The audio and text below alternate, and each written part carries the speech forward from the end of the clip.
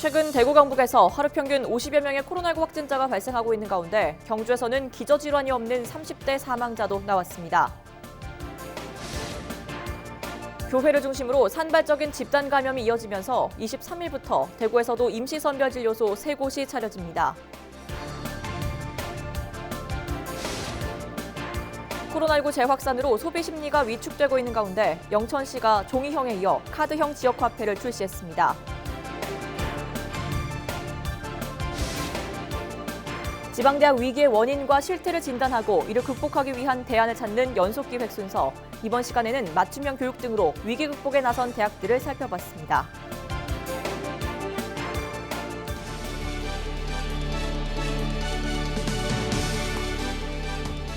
여러분 안녕하십니까? 헬로티비 뉴스 대구 경북입니다. 대구 경북의 코로나19 확산세가 심상치 않습니다. 최근 들어 하루 평균 50여 명의 확진자가 발생하고 있는데요. 경주에서는 기저질환이 없는 30대 사망자도 나왔습니다. 누구도 예외일 수 없습니다. 집에 가급적 머물러 주시기 바랍니다. 박은경 기자입니다. 대구는 달성군과 중구, 남구에 있는 세 교회를 중심으로 열흘 넘게 산발적인 집단 감염이 이어지고 있습니다. 20일 하루 21명이 확진됐고 이 세 교회와 관련한 확진자는 5명이 더 추가돼 모두 116명으로 늘었습니다. 최근 열흘간 발생한 대구 전체 확진자의 절반을 차지합니다. 대구시가 종교시설에 대한 방역을 강화하고 있지만 확산세는 여전합니다.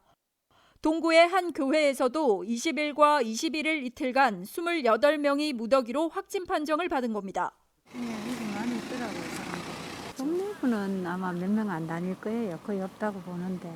이 교회가 원래 불로동에서 와가지고. 경북도 심각한 상황입니다. 20일 하루에만 신규 확진자는 48명입니다. 서울과 경기, 인천에 이어 비수도권에서는 가장 많습니다. 지역별로는 경산이 18명, 안동이 11명, 영주 6명 등으로 이 가운데 20명이 교회 관련입니다.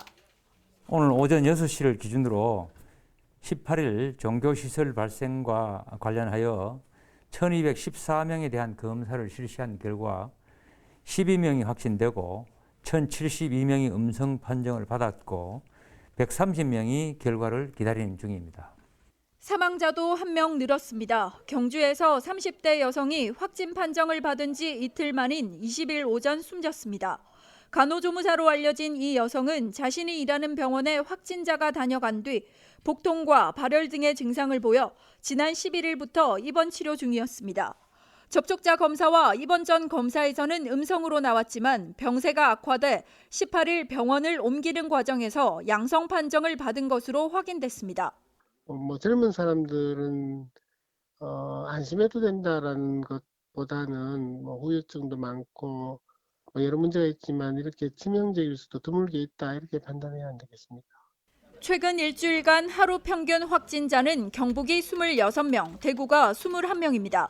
방역당국은 무증상자로 인한 전파가 확산되고 있다며 외출을 자제하고 마스크 착용, 손 씻기 같은 개인위생 수칙을 철저히 지켜달라고 호소했습니다.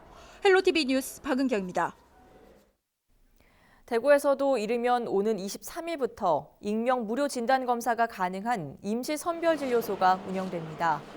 대구시는 교회를 중심으로 코로나19 확진자가 급증함에 따라 국제보상운동 기념공원과 두류공원, 달성군 다사보건지소 등 3곳에 임시선별진료소를 설치하기로 했습니다.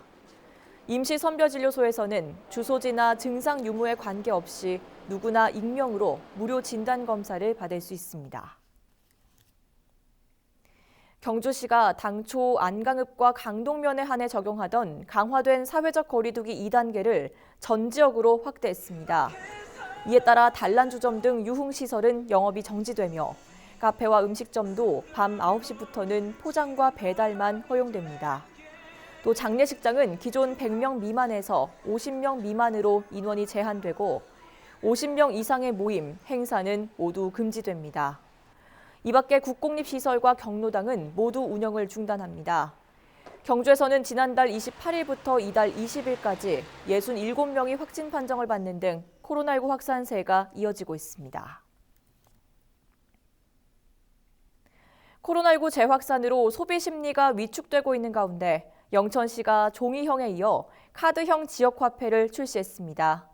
침체된 지역 경기를 활성화하고 골목 상권을 살리겠다는 건데요.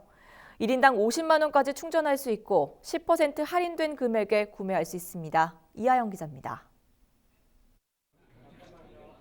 영천시가 발행하고 있는 종이형 지역화폐입니다. 50만 원어치를 구매하면 5만 원을 돌려받을 수 있어 올해만 276억 원어치가 판매됐습니다. 영천사랑 상품권 이거는 그 10% DC를 해주잖아요.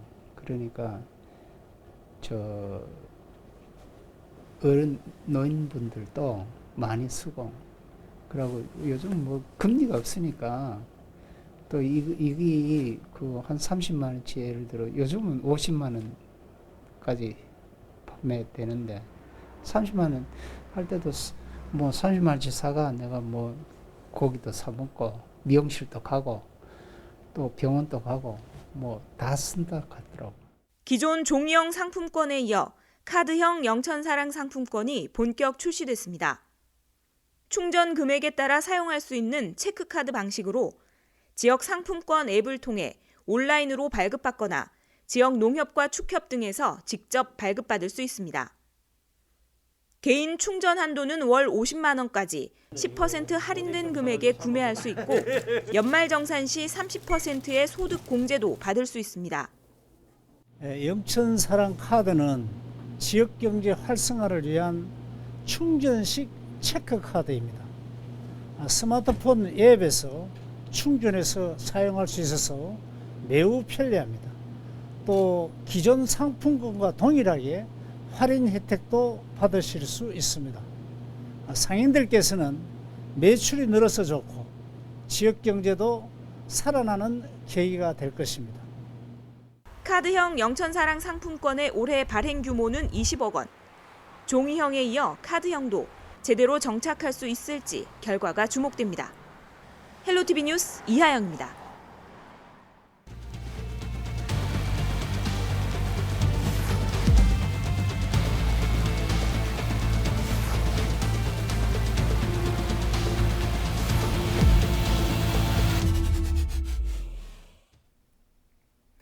지방대학 위기의 원인과 실태를 진단하고 이를 극복하기 위한 대안을 찾는 연속기획 순서입니다.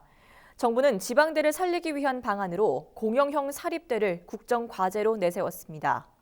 사학 공영화를 통해 비리를 없애고 지방대의 경쟁력을 강화하겠다는 건데요.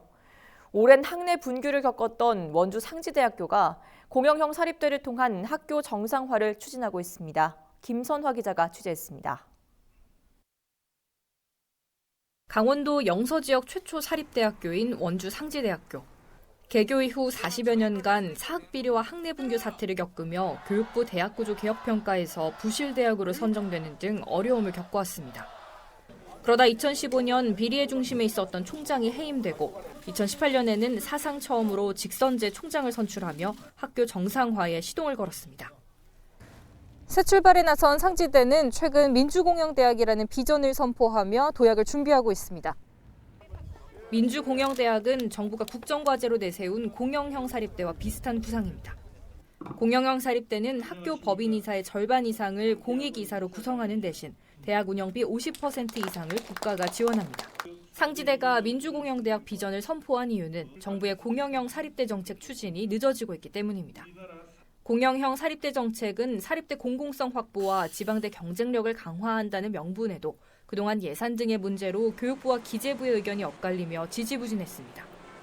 이에 상지대는 국가 재정 지원과 무관하게 대학을 투명하고 민주적으로 운영하는 민주공영대학을 추진하기로 했습니다.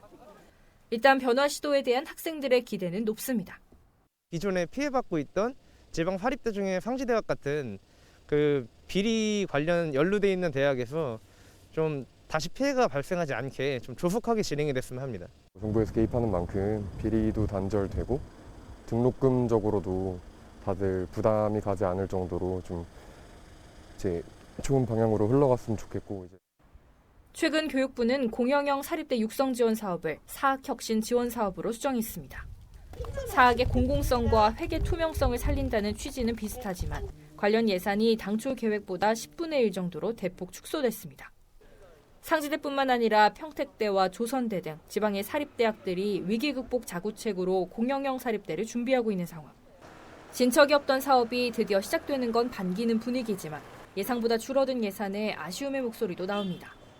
우리 대학 입장에서 보더라도 공영형 사립대학을 위해서 정부가 지원하는 그 재정의 어떤 몫이 좀 지나치게 적습니다. 이 정도 가지고는 대학 위기를 극복하거나 대학의 새로운 기회를 만들기 위한 어떤 그런 정도의 지원은 아직 안 되기 때문에 예산 문제는, 그러니까 재정 문제는 정부 차원에서 다시 한번 심사숙고해야 될 일이다 이렇게 보고 있습니다.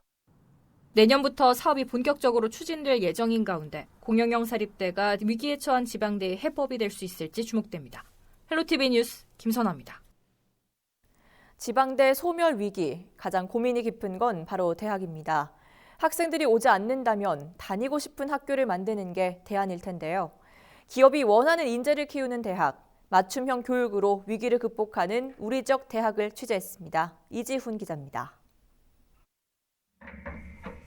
글라인더로 원두를 갈고 에스프레소를 추출합니다. 여기에 우유를 부어 거품으로 앙증맞은 그림을 그립니다. 은은한 커피향이 번지는 이곳은 카페가 아닌 대학 실습실. 내부 인테리어와 기자재까지 유명 커피 프랜차이즈 매장과 똑같이 만들었습니다. 이곳에서 실습을 거친 학생들은 졸업 후 해당 커피 회사로 취업합니다. 이분들은 충분한 실습을 이렇게 하고 오기 때문에 아예 모르는 사람들한테 교육하는 것보다는 훨씬 더 저희한테는 도움이 많이 되고 이 근무자도 엄청 스스로도 도움이 될 수 있는 그런. 제과 제빵 분야 취업을 원하는 학생에게도 실제 조리장과 똑같은 실습장이 제공됩니다. 지금 사회맞춤형 반에서 배우는 과정들이 전부 현장에서 배울 수 있는 과정들을 배우고 있기 때문에 취업에는 더 무리가 없는 것 같습니다. 수도권에 있는 이 대학은 현재 100개 기업과 손을 잡고 맞춤형 취업 교육을 하고 있습니다.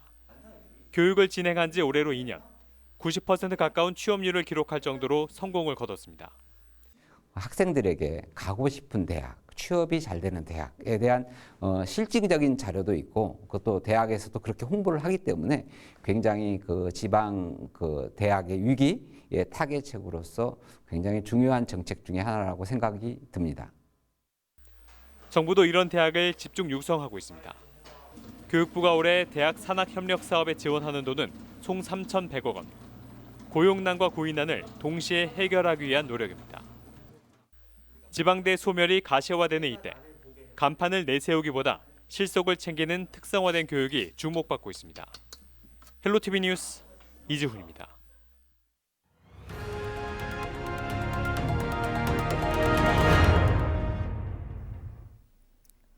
국립 백두대간 수목원에 사는 백두산 호랑이 2마리가 노환으로 사망했습니다. 2마리는 수컷 호랑이로 중국 호리몬에서 국립수목원으로 옮겨졌다 지난 2017년 국립 백두대간 수목원에 자리를 잡게 됐습니다. 이번에 죽은 호랑이는 20살로 국내에서 사육되고 있는 호랑이 가운데 가장 나이가 많습니다. 백두대간 수목원은 백두산 호랑이의 혈통 보존을 위해 추후 새로운 개체를 들일 계획입니다. 경북 도청 신도시에 복합 커뮤니티 센터가 들어섭니다. 예천구는 사업비 356억 원을 들여 호명면 산합리 1123번지에 지하 1층, 지상 4층 규모의 복합 커뮤니티 센터를 짓고 있습니다. 이곳에는 가족센터와 행정복지센터 출장소, 다함께 돌봄센터, 건강생활지원센터 등 다양한 시설이 들어설 예정으로 공사는 오는 2022년쯤 마무리될 것으로 보입니다. 청송군이 행정안전부의 2020 지방자치단체 재정 분석 결과 경상북도에서 유일하게 최우수 자치단체로 선정됐습니다. 청송군은 세외 수입에 대한 자체 수입 비율과 지방세 징수율 모두 지난해보다 올라 재정 효율성 분야에서 높은 점수를 받았습니다.